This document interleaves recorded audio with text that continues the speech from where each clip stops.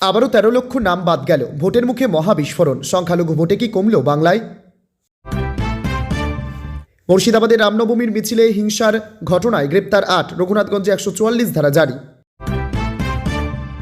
নাম বাদের প্রতিবাদ, স্থানীয় সাপ্লিমেন্টারি তালিকা প্রকাশের পর দিকে দিকে বিক্ষোভ।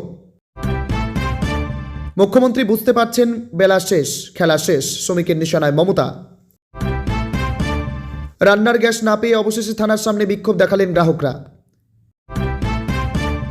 বুথের ৯৪ জনের নাম বাদ, বিএলওর মৃত্যুতে শোরগোল দেগঙ্গায়। একসঙ্গে বাদ পড়েছে ৮৫০ জনের নাম, পথে নেমে বিক্ষোভ হাওড়ায়।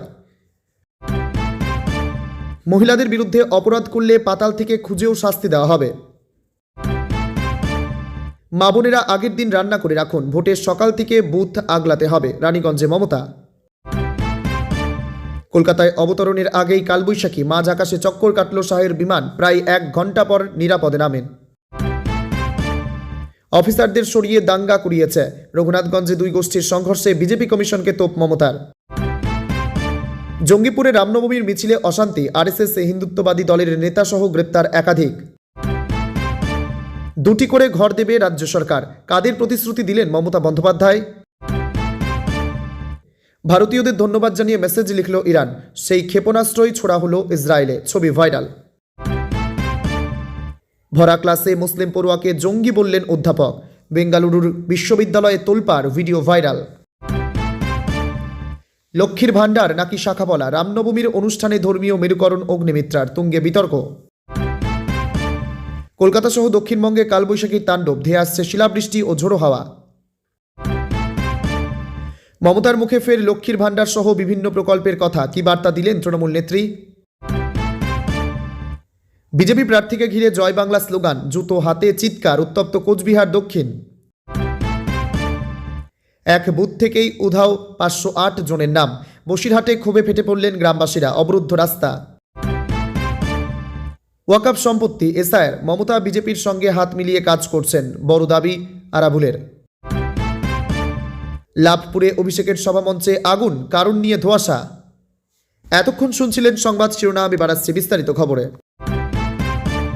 আরও ১৩ লক্ষ নাম বাদ গেল, ভোটের মুখে মহাবিস্ফোরণ। সংখ্যালঘু ভোট কি কমল বাংলায়? সুপ্রিম কোর্টের নির্দেশে যাচাইয়ের পর শুক্রবার দ্বিতীয় সাপ্লিমেন্টারি ভোটার তালিকা প্রকাশ হয়েছে। এই মুহূর্তে সবচেয়ে বড় খবর হলো, এই দ্বিতীয় সাপ্লিমেন্টারি তালিকা প্রকাশের শেষে ভোটার তালিকা থেকে আরও প্রায় ১৪ লক্ষ নাম বাদ গেল। গত ২৮শে ফেব্রুয়ারি নির্বাচন কমিশন যে চূড়ান্ত ভোটার তালিকা প্রকাশ করেছিল, তাতে দেখা যায় খসড়া তালিকার তুলনায় ৬৩,৬৬,০০০ নাম বাদ গেছে। তার সঙ্গে আরও প্রায় ১৪ লক্ষ জুড়লে সংখ্যাটা ৭৭ লক্ষ ছাপিয়ে যাচ্ছে। এবং এখানেই শেষ নয়, সংখ্যাটা শেষমেশ ৯০ লক্ষ ছুঁতে পারে। এবং এখানেই সবচেয়ে বড় যে প্রশ্নটি উঠছে, তা হলো এর ধাক্কায় সংখ্যালঘু ভোটারের সংখ্যা কি বাংলায় কমে গেল? তা কতটা কমে গেল, তাতে এই নির্বাচনে কি প্রভাব পড়তে পারে? লজিক্যাল ডিসক্রিপেন্সির কারণে যে ৬০ লক্ষ আবেদন ঝুলেছিল, তার মধ্যে ৩১ লক্ষের নাম যাচাই করে কমিশন। এখনও পর্যন্ত সাপ্লিমেন্টারি তালিকা হিসাবে প্রকাশ করেছে এবং ৩১ লক্ষের মধ্যে প্রায় ১৪ লক্ষ অর্থাৎ ৪৪% বেশি ভোটারের নাম বাদ পড়েছে। সেই স্ট্রাইক রেট বজায় থাকলে বাকি ২৯ লক্ষ আবেদনের মধ্যে আরও প্রায় ১৩ লক্ষ নাম বাদ পড়তে পারে। সেক্ষেত্রে বাদ পড়ার সংখ্যাটা পৌঁছে যেতে পারে ৯০ লক্ষে। বাংলায় সংখ্যালঘু জনসংখ্যার মধ্যে তৃণমূল কংগ্রেসের জনভিত্তি সবচেয়ে জোরদার। রাজ্য রাজনীতিতে ধারণা রয়েছে বাংলায় সংখ্যালঘু ভোট প্রায় ৩০%। তবে অনেক বিশ্লেষকের মতে জনসংখ্যার হিসাবে তা ঠিক, কিন্তু ভোট শতাংশের হিসাবে তা কিছুটা কম। কারণ সংখ্যালঘুদের মধ্যে ১ থেকে ১৮ বছর বয়সীদের সংখ্যা বেশি। তাই মোট জনসংখ্যার মধ্যে ৩০% মুসলিম থাকলেও মোট ভোটারের নিরিখে সংখ্যালঘু ভোট ২৭.৫% মতো। নির্বাচন কমিশনের অবশ্য সংখ্যাগুরু বা সংখ্যালঘু হিসাবে ভোটার তালিকা প্রকাশ করেনি। তবে রাজনৈতিক সূত্রের মতে ড্রাফট লিস্ট প্রকাশের সময়েই প্রায় ১৮ লক্ষ সংখ্যালঘু ভোটারের নাম বাদ গিয়েছিল। এবার লজিক্যাল ডিসক্রিপেন্সির কারণে সবচেয়ে বেশি সংখ্যালঘুদের নাম বাদ যাওয়ার আশঙ্কা রয়েছে। কারণ সংখ্যালঘু অধ্যুষিত জেলা বা এলাকাতেই লজিক্যাল ডিসক্রিপেন্সির সংখ্যা বেশি, যেমন মালদহে ১১ লক্ষ, মুর্শিদাবাদে ৮ লক্ষ, উত্তর ২৪ পরগনায় ৫ লক্ষ ২২,০০০ ইত্যাদি। পর্যবেক্ষকদের অনেকের মতে সব মিলিয়ে সংখ্যালঘু ভোটারের নাম কত বাদ পড়বে তা সঠিক বলা কঠিন, কারণ কমিশন কোনোভাবেই স্পষ্টভাবে তালিকা প্রকাশ করছে না। তবে মোটামুটি যে গতি প্রকৃতি দেখা যাচ্ছে, তাতে মোট ভোটারের মধ্যে কারণ কমিশন কোনোভাবেই স্পষ্টভাবে তালিকা প্রকাশ করছে না। তবে মোটামুটি যে গতি প্রকৃতি দেখা যাচ্ছে তাতে মোট ভোটারের মধ্যে সংখ্যালঘু ভোট আগের তুলনায় 2 থেকে 3% কমে যেতে পারে, অর্থাৎ তা 24.5 থেকে 25% নেমে যেতে পারে। মহিলাদের বিরুদ্ধে অপরাধ করলে পাতাল থেকে খুঁজেও শাস্তি দেওয়া হবে, অমিত শাহ। নির্বাচনের আগে পশ্চিমবঙ্গে এসে রাজ্যের মহিলা সুরক্ষা ইস্যু নিয়ে তৃণমূলকে একহাত নিলেন অমিত শাহ। স্বরাষ্ট্রমন্ত্রী একই সঙ্গে আশ্বাস দিলেন যে বিজেপি এই রাজ্যে ক্ষমতায় এলে নারীদের সুরক্ষা নিশ্চিত করা হবে। আরজিকর ইস্যুর পর এই রাজ্যে নারী নিরাপত্তা একটা বড় প্রশ্নের মুখে পড়ে গিয়েছে। এবার রাজ্যে ভোটের প্রচারে এসে অমিত শাহ বলছেন এই রাজ্যে মহিলা সুরক্ষা নিয়ে আশ্বাস দেওয়া হচ্ছে। পশ্চিমবঙ্গে ক্ষমতায় এলে নারী সুরক্ষা নিশ্চিত করা হবে। মহিলাদের বিরুদ্ধে অপরাধ করলে পাতাল থেকে খুঁজেও শাস্তি দেওয়া হবে। যেসব রাজ্যে বিজেপি সরকার আছে সেখানে নারীরা সুরক্ষিত, পশ্চিমবঙ্গেও মহিলাদের সুরক্ষা নিশ্চিত করা হবে।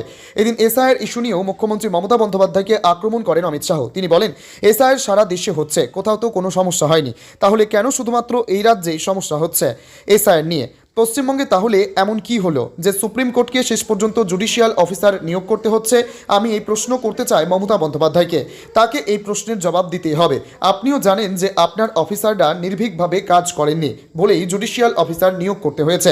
এছাড়াও অনুপ্রবেশের ভোটের আগে একটা বড় হাতিয়ার বিজেপির কাছে। সেই ইস্যুকেই ঢাল করে অমিত শাহ বলছেন গোটা দেশের সুরক্ষার সঙ্গে জড়িয়ে পশ্চিমবঙ্গের বিধানসভা নির্বাচন। অসমে বিজেপি সরকার গঠনের পর অনুপ্রবেশ বন্ধ হয়ে গিয়েছে ইতিমধ্যে। এখন পশ্চিমবঙ্গ দিয়ে ঢুকে দেশের বিভিন্ন প্রান্তে ছড়িয়ে পড়ছে অনুপ্রবেশকারীরা। পশ্চিমবঙ্গে শুধুই অরাজকতা এই মুহূর্তে। আসন্ন বিধানসভা নির্বাচনে ভয় পেয়ে ভোট না ভরসা করে বিজেপিকে ভোট দেওয়ার আর্জি জানালেন অমিত শাহ। তিনি এদিন বলেন ভয়কে বেছে নেবেন না, ভরসাকে। তৃণমূলের বিরুদ্ধে জনগণের চার্জশিট পেশ করে হুঙ্কার দেন অমিত শাহ। স্বরাষ্ট্রমন্ত্রী এদিন বলেন ভয় চান না ভরসা, বেছে নিতে হবে আপনাদেরই, কারণ আপনারাই পশ্চিমবঙ্গের মানুষ। ভয় থেকে মুক্ত হয়ে ভরসার সঙ্গে জুড়তে হবে পশ্চিমবঙ্গকে। একসঙ্গে বাদ পড়েছে 850 জনের নাম, পথে নেমে বিক্ষোভ হাওড়ায়। এখনও পর্যন্ত 2টি সাপ্লিমেন্টারি লিস্ট বেরিয়েছে, তারও আগে বেরিয়েছে চূড়ান্ত তালিকা। সব মিলিয়ে প্রায় 76 লক্ষ নাম বাদ পড়ার তথ্য আগেই সামনে এসেছে। শুক্রবার নতুন তালিকা প্রকাশ হওয়ার পর আর কত নাম বাদ পড়েছে তা এখনও স্পষ্ট হয়নি, তবে জায়গায় জায়গায় হয়েছে বিক্ষোভ।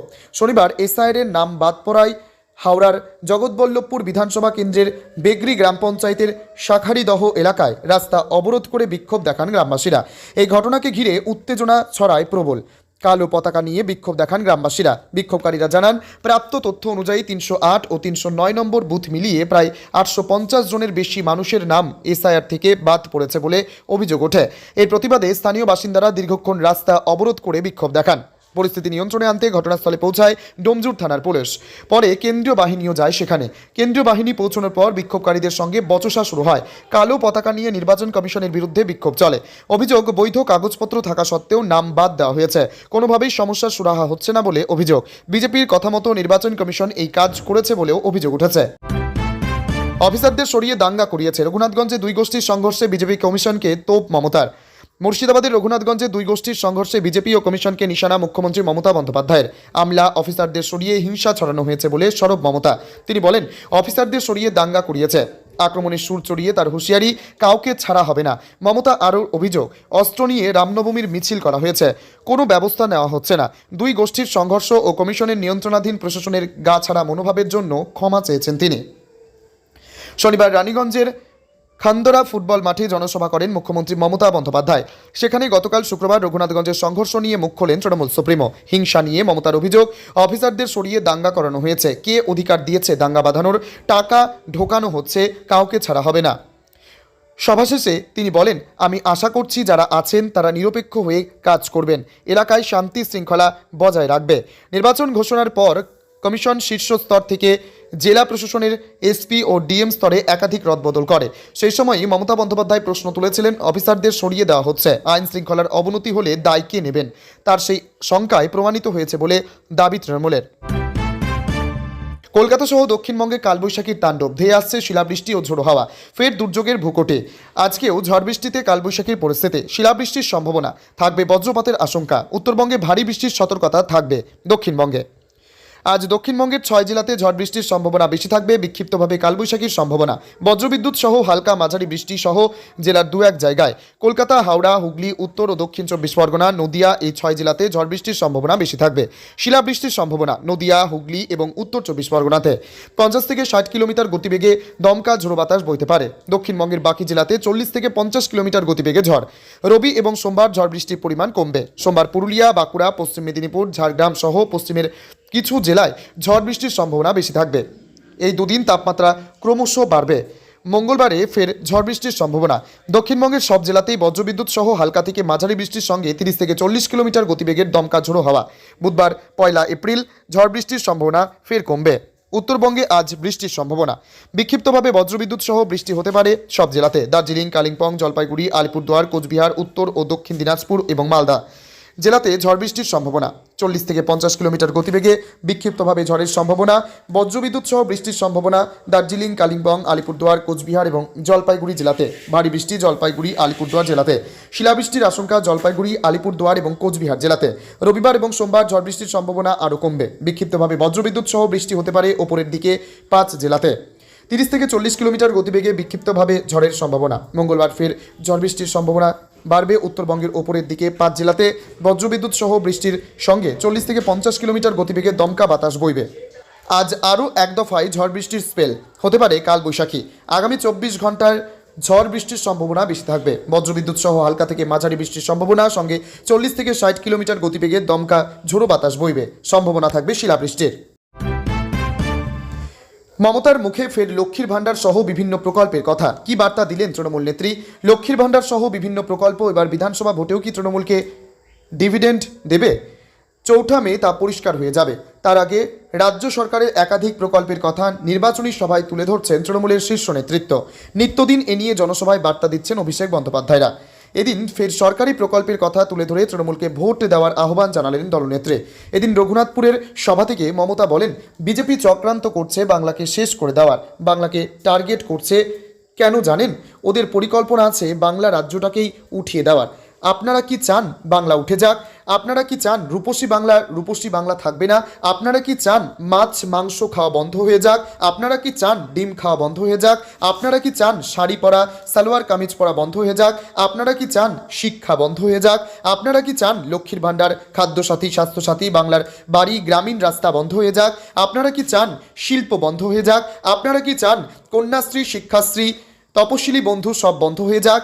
যদি না চান তাহলে মনে রাখবেন, একটি ভোটও কাউকে নয়, তৃণমূল কংগ্রেস ছাড়া। তার জন্য 2টি করে ঘর দেবে রাজ্য সরকার। রানীগঞ্জে ভোট প্রচারে গিয়ে স্থানীয়দের প্রতিশ্রুতি দিলেন Mamata Bandyopadhyay. Vanish washing machine. এদিনের সভা থেকে ফের একবার ক্ষুরোধার আক্রমণ শানালেন মমতা বন্দ্যোপাধ্যায়। ইলেকশন কমিশনকে বিজেপি পরিচালিত ভ্যানিশ কমিশন বলে বিধলেন তৃণমূল নেত্রী। মন্তব্য করলেন, 100 জন অফিসারকে পশ্চিমবঙ্গ থেকে সরিয়ে তামিলনাড়ু পাঠিয়েছে কমিশন, যাতে এখানে বেনামি টাকা গুন্ডা ঢুকতে পারে। তৃণমূল নেত্রীর যুক্তি, দাঙ্গা বাঁধানোর লক্ষ্যেই রাজ্য থেকে অফিসারদের সরানো হয়েছে।